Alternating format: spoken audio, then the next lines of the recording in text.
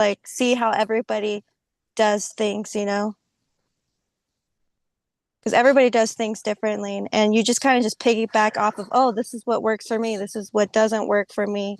I Hmm. feel like for me the hardest part is like I could do open houses every day, all day. The hardest part for me is following up. Because I could like I feel like I could have a conversation with like anybody. So, question, do you guys find that there's certain areas that are better for attracting buyers to open houses, or is it just kind of the luck of the draw? And it's kind of the luck of the draw, how you market. Like, are you telling people? Are you posting it on social media? I know your guys' group does like a good thing about like ads and stuff like that, right? Yeah. Yep. Yeah. Yeah. So you guys are have it easy. Like, you guys don't really have to market it because your group does it. For me, I'm like different. So it's like for my listing that I have, I'll do mailers, I'll do, door knocking, talking to the neighbors. I like to like before my open houses is kind of like if I'm like early, kind of knock like the first like couple houses that I see and kind of let them know like, hey, I'm doing an open house. Like, if you want to stop by, this is like the perfect opportunity to, like if you know anybody to pick your own neighbor. I would Yeah. say Yeah. too, try to grab open houses that are brand new, like it's the first weekend. Yes. If there's been like a price reduction or some kind of a new thing that's going to draw like fresh blood, so to speak. Yeah, that's also the two. Like if it's like, oh, this is coming out on Thursday, it's like the perfect opportunity to do open house because it's yeah, fresh faces, and everybody Right. wants to go. When it's been sitting on the market for like a couple weeks, it's like nobody, like everybody's already seen it type of deal, either online or heard about it or whatever. So yeah. That's great advice. Thank you. I put my phone number, Maggie, in the chat. Because Sheldon was asking for it. You could always text me. I'm actually doing an open house this weekend. I was going to say, you guys should tag team. I have a new listing coming up this weekend. Speaking of fresh, it'll be the first weekend open house. I know Bella wants to do it one day.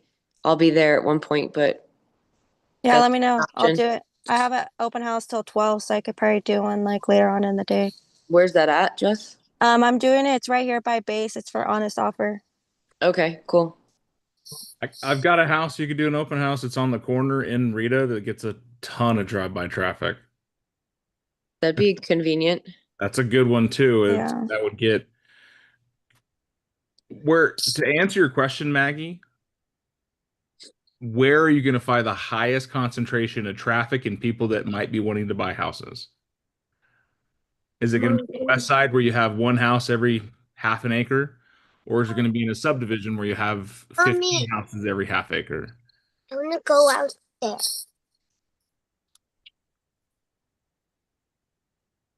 I'm sorry. Could you say it one more time? I couldn't hear. Yeah, Jessica's son was answering for you. She said, where are you going to see more open house traffic? In an area that has one open house or one house every half an acre, or in a subdivision that has 15 houses every half acre? I'm guessing the subdivision. What time of day? When everyone's at work or when everyone's coming home from work? Coming home. Okay. Your magic when it comes to open houses is all timing, location and timing. If you're in an Would area you, that's very blue collar, do your open houses in the morning aren't going to do you very good. Doing them on the weekends might not do you very good, but you hit them up on the after evenings. I can tell you if I work 9 to 5, well, blue collar is 6 to 3. But if I'm working all day, my wife is like, let's go see this open house on Saturday. I'm like, I'm going fishing. But you're catching traffic. If you're in an area that's 55 and up, do it in the morning. Yeah, When I they're was out, gonna say my middays at the Highlands have yeah, been prime. because there's so nothing else. you think the weekday is better than the weekend? In some areas, absolutely. Interesting. And I always thought like Sunday was probably better than Saturday. Like people come after church or I don't know. That's because you would come after church. So if you want to find more views, market to that.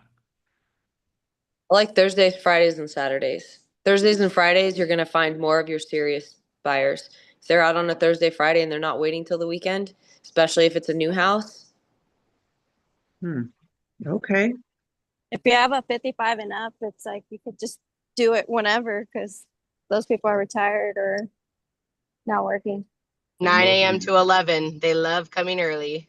Yep, I was gonna say most agents start their open houses at 11 or 12. Start yours at 10. If you're in an older, yeah, for sure. Because they're out walking at 5 a.m. and then they're catching you on the tail end. Yeah, there's no reason to stay stagnant 11 to 2 Saturday and Sunday. No, you're gonna miss people. Interesting. I guess I hadn't thought about that. So thanks. Yeah, look at the science behind why we're doing an open house. Is we're trying to get as many eyeballs on the property as possible. So that's open house science. So when you're putting out your signs, also look at where you're placing your signs in relative to where you're driving. If you're putting signs just on a back road and a back street because that's how you know how to get there, you're probably not going to capture a ton of traffic. If you got to put out 2 extra signs to make sure people are coming in from the main thoroughfares, that's a fantastic opportunity to increase your traffic load. Maybe do both. So one of the most successful open houses I can remember in my career was we had 3 entrances to the neighborhood and had signs at all 3 entrances. It took 25 signs to get people to that house from all 3 areas, but we had 2 people doing the open house every time. And my team at that moment generated 4 pieces of business from one open house in one weekend, where it's just looking at it, not just putting signs out to put signs out, but how am I going to get as many people as possible to come see me? You've already heard the conversations around the actual sign itself. That's why we went with the hyper pink, the hyper green, the hyper orange. They're reflective. They're very, very bright. They stand out. So you drive in traffic. Now we place them in a pattern that gets people to show up. Where on the corner should you put your sign? 100 On a- yards back. Driver's side. 100 yards back? What was that, Jim? I put it on the side that the traffic is on. So if traffic's heading east, I'll be on the right side. If traffic's west, I'll be on the left side. Yeah, put it on the direction traffic's moving. All right, Jessica, what was your thought? I was just gonna say on like the busiest street. Yeah. And as much signs as you can. The more Just gonna signs, the say better. Lead up to it. If you've got a straight arrow one, like you got to route it out. That's like the thing that takes the most time for me because I've got my open house kit. It's basically a toolbox on wheels. So my setup on the inside, I've got that thing down like a NASCAR pit car, pit. You know what I'm trying to say. Thank you. And Jim, you shut your mouth. But the outside, like that's what takes the longest for me is because I want to make sure my signs are in really strategic places. I want to like drive the route first. I drive to it, drop my stuff off inside, and all the way going in. Like I'll have Google Maps open. Jessica's seen it. I've shared it with her. I'm dropping pins on my Google Map, creating a little collection. This is where my signs are. So then also it helps when I go pick them up so I know where they're all at. That's a big part. Make sure if you put out 10, you collect 10. I put tiles on the open house signs because one of them got jacked. There you go. One of mine did too. Never know what happened to it. Yeah, It wasn't one of the cheap ones that got jacked either. One of the nice A-frame ones. Yeah, 27 of mine got jacked too. Get it? One time Christina let me borrow her signs. She left her signs there and I had to pick up 20 signs in 100-degree weather with no gloves. And I think I got like 3rd-degree burn on my hands. It was terrible. Don't do I'm that. learning that. I'm going to start taking oven mitts. Yeah, I take work gloves. Yeah. Leather gloves. Just garden gloves, garden gloves is the best thing. Yeah, I use my garden gloves. Yeah, for real, Fabi. Not the cloth ones. Dang Arizonans. The cloth ones, if there's any moisture, will fry you. Use the leather ones. You'll be thankful you did. It's like welding mitts. Yeah. I keep them in like Rubbermaid tote and you put if you've got the iframe ones, they just sit vertically in there really nicely. I throw my gloves on top. It's just the whole thing's ready to go. You guys drive with oven mitts too. I mean, Oh. I'm not going to lie to you. Sometimes I'm that person where they're just like, ma'am, you're in a 2017 RAV4, calm down. Yeah, driving with my knee because of the steering wheel. I left my door open the other day in the sun and for 5 minutes and I couldn't sit down. Had to put a towel down. Yeah, if you don't drive like with your back pressed against the back and one foot against the floorboard to keep your butt off the seat, are you even in Arizona? I love the conversation, Dave, about open houses. I think we continue that on and understanding the psychology around it. This can be a great conversation that we can immortalize. How many of you guys want to do more open houses and be more successful at them? It's on my sheet. Half a week. Half a week, right? Half an open house a week. Jim sent me his tracker this morning, and I was like, how do you do half an open house? He sits and thinks about it, chooses a house, and then doesn't do it. I put the signs out, but never go to the house. Perfect. Or you go to the house and never put the signs out. I get it. Half executed. It makes sense. One of the things is I went to an open house. Jess and I was like 3 years ago. We were looking at a neighborhood. We went to an open house, had no signs out. It was just on the map. When you look at the realtor map and it says, okay, open house in this location. We went there, no signs out, no car in the driveway. It's like the agent got dropped off. So I called the number on the listing. It says, call this number to show. I was like, hey, my name's Dan. I'm a realtor, Keller Williams. I see they have an open house at this location. When is it? Oh, it's right now. The agent's inside. I'm like, okay, yeah. She goes, oh, sorry, this is the seller. My name is whatever her name was. Go on in. He's in there. I'm like, okay. So I go inside, my wife and I walk in. So if you don't have signs out, people don't know that you're there. They don't trust it. Count yourself enough signs to be able to put one at the house. If you don't have enough signs to put one at the house, get something. That's a big flag banner or something.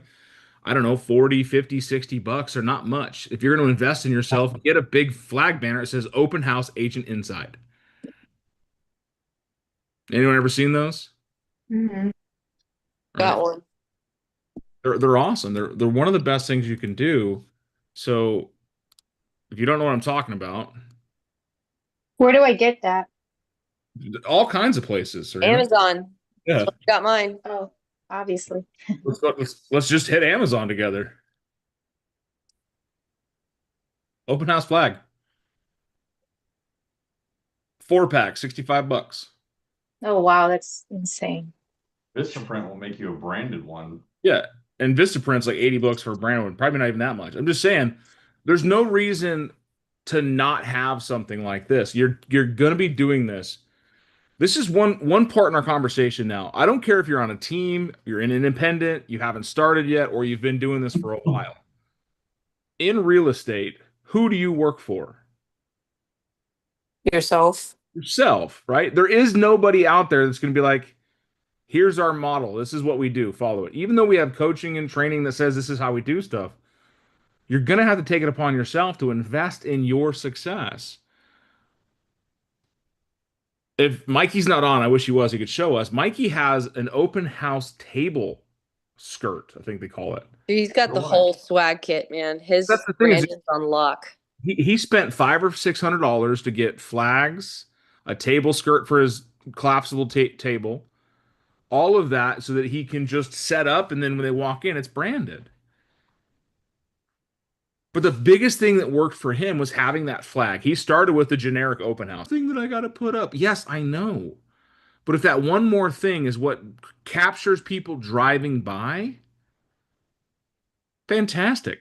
If you want to go above and beyond, get one of those sandwich board signs. You guys know what I'm talking about? The white or plastic 24 by 30 signs with both sides. And get your face, your contact information, agent inside, come on in, say hello, or something on that. And that's always the sign you have in front of your house. That Christina way, has one of those. yeah, even as the neighbors are driving by, there's your business card. If you're doing a listing for the Stratton Group or the Big Dan Caldwell Group or Maggie's Homes, I don't care. They're going to see the sign in the yard and they're going to associate that open house to that agent. But if you have this big sandwich board or something that differentiates the fact that you, Sheldon McLeod, are in this open house, here's my face. Here, I'm an agent inside. Come say hi. Phone number. Maybe a QR code to your home search app. I don't know. How cool would that be to have something you can just set out that becomes like your final vestige to I'm in the home, I'm a real person. Yeah, my open house flag says agent inside. Yeah. Would it be one of the things for you to create comfort with the potential buyers walking in the home? Would it showcase to the sellers that are in the area that are interviewing other agents to sell their house that show that, you know what, wow, I do a really good job? Especially in a neighborhood that has a bunch of other listings and they're just sitting there drying up and nobody's doing shit for them. There is no shortage of greatness that you can do on an open house. You can fuel your entire business just by doing open houses 3 days a week. Half. And they're not even working 8-hour days. That's just there. Couple hours, 4 hours, maybe, then your follow-up. So do we want open houses for houses that have been on the market for a couple days, couple months, couple weeks? Does age of the listing matter?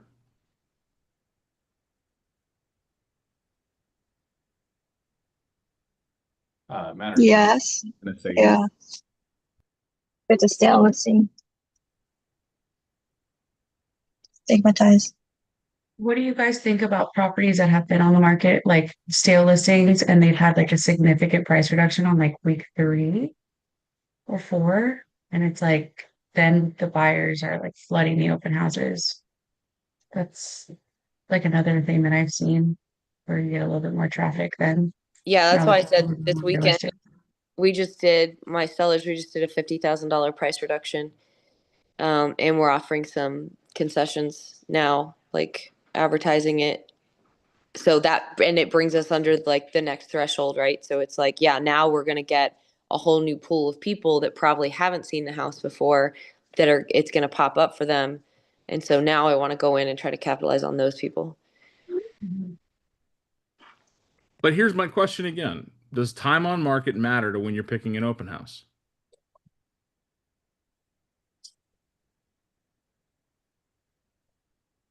I think so, sometimes. Jim's wagging his head even harder. Bullshit. Who knows how old that house is? Everyone that sees it. The agents that see it in the MLS. When someone's driving down the road, they see an open house sign. Did they pull up the MLS and see how old the house is? Well, no, if they're just seeing your sign, no. No. Stop thinking like an agent. Think like a consumer. Why do people look at open houses? Those are nosy. There's one. There's the Because they see the sign. mystic version of it all. they're shopping. Mhm. Okay, let's boil it down. Boil it all the way down. Why do people go to open houses? To view some homes they're interested in, potentially. Nosy. Because they don't have access to the house without an agent. Okay. So what I'm hearing is that there's got to be some modicum of desire. I've driven by thousands of open house signs that I've never driven into. So just seeing the sign is not the reason for me to stop by. It lets me know there's an open house in the area, but it does not detect my desire by going, oh, there's the sign. I got to go stop. There first has to be a modicum of need. I want to buy a house. I want to sell a house. I want to interview some people. I want to see how agents are doing it. I haven't been in an open house in a while. We're thinking about selling our house the next year or so, blah, blah, blah. That's why I want you to think time on market doesn't matter for an open house as much as you think it does. Do the fresh, shiny new open houses get the most traffic? Not if you do them on Easter Sunday. I did an open house that was on the market for 181 days. 181 days. That's a pretty old open house. And I did this in 2019. I remembered because I got people that came in constantly saying, wow, this house has been on the market for a while. Why do you think it's still here? And we talked. Neighbors came in and said, hey, this house has been on the market forever. Why do you think it hasn't sold? I said, why do you think it hasn't sold? We started talking. And then buyers come through. Buyers come through and say, hey, this is a great house. What's the difference? The neighbors have been watching it, which means now they're interested. Why isn't it selling? What's going on with the market? What's happening? Now you've stirred some conversation. Buyers that come through have never seen it before. They don't know how long it's been on the market. But both scenarios did what?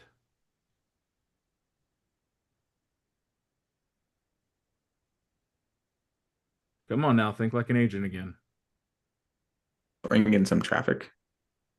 That created conversation. What is the goal of an open house? Is it to sell that house? No, What's the goal of an open house? get as many people through the door. To do what? Find unrepresented. An appointment. Okay, I'd like to get an appointment. It's to create a relationship. Can you start a relationship without a conversation? No, It's like high school. You walk up and grab a girl's hand. You're my girlfriend now. Sorry. No questions asked. It doesn't work. Oops. You got to talk first. Got to have a conversation. Now, you as a listing agent, your job is to get that home sold. So, yeah, it's important that you get the home sold, but the open house is not going to be, I don't want to say that. Statistically, the open house is not going to be a major factor in getting the home sold. There are people out there that have bought the house because they saw it in an open house. Yes, but it's less than 1% of the total marketplace.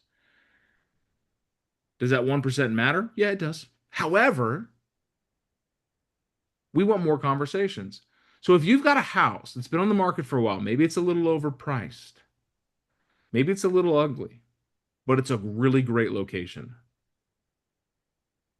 Versus the house that's brand new on the market that's 16 streets deep in the neighborhood. Which one do you think is a better open house? the easier one to access. Why is that? Convenience. There you go. When I'm stopping by an open house, I'm doing, if I have time, I'll do it. Like, right? That's a big thing. If I have time. So another really big important part of when you're picking your open houses is how many turns. Christina said it. She spends a good amount of time planning. I love that word. Planning where she's going to put her signs. If you got to put out 25 signs to get somebody to your open house, is that a good open house? No. How many people, like you might get that 1, 2 dedicated people that are like, I have to find this place. But if you got an open house that's 2 turns off the major road, now we're talking. I put out like 17 open house signs. It would be 18 but someone stole one or something happened. But it not because they're in, but like I'll do a lead up. So when I learned how to do open houses, it was think about it. These people are driving 55 miles an hour, 35 miles an hour. If you put your sign right at the corner that they need to turn at, A, they may not even see it, and B, they might see it and they'll be like, oh, well, we've already missed it. So like on most corners, I'll have 3 signs and I'm going a decent far back where it's like, hey, here's your first indicator with an arrow going forward. There's an open house coming up. Oh, hey, I think there's an open house up here. Oh, look, there's another sign. Oh yeah, it's still up here. And then at now you turn. This is where we go. Yeah, one of the best things you can do is if I can't see the turn, I should be able to see another sign. Like, let's say, like she said she's got directionals, right? They point straight. Or they point turn. This from the back.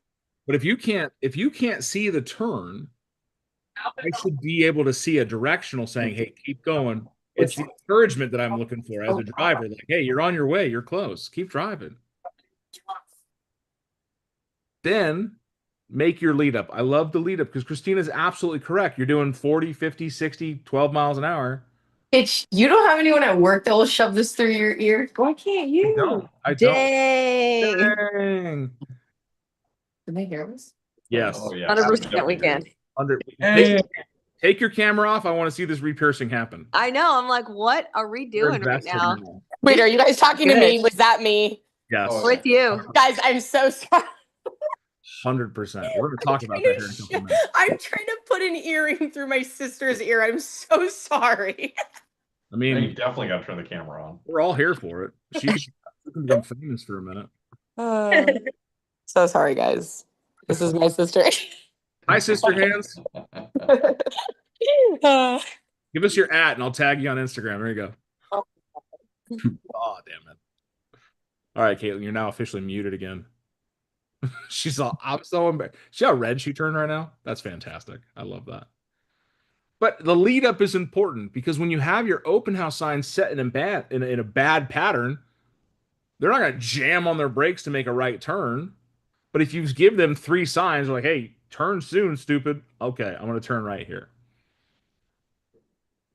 I was driving yesterday and I saw this pattern. 3 open houses, signs, then the turn, but then he had another sign at the other side of the intersection. I'm all, that's confusing as hell. What do you mean at the other side of the intersection? Like you're driving towards the turn and you see sign 1, sign 2, sign 3, the turn, sign 4. Past the turn. Past it? Oh, that's weird. Yeah. I was guessing on the other side of the street, he should have. On the opposite side of traffic, absolutely. Yeah. I'll give you that. But not on the other side of the destination turn. Yeah, that's weird. So when you're driving around town today, guys, be cognizant of it. Look around. Where are the open house signs? Where are they placed? How are they placed? How many are there? Go and open house surf. Go see what they're doing. Let's continue this conversation tomorrow more on how to engage better at an open house.